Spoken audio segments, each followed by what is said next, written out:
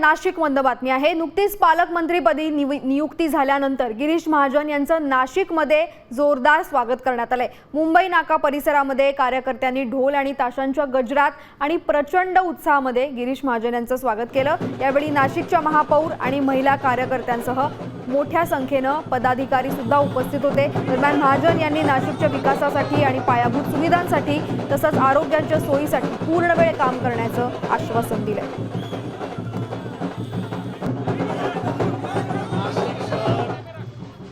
इथले सर्व कार्यकर्ते, पदाधिकारी, सर्व नाशिककर यांचे मी मनापासून खूप खूप आभार व्यक्त करतो।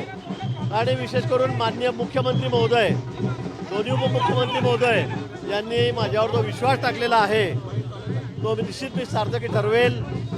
नाशिकच्या विकासासाठी असेल, पायाभूत सुविधा असतील, इथल्या आरोग्याच्या सोयी, पाण्याच्या सोयी, सगळ्या व्यवस्था या कशा व्यवस्थितपणे पार पडतील यासाठी पूर्ण वेळ मी या ठिकाणी नाशिकसाठी देणार आहे।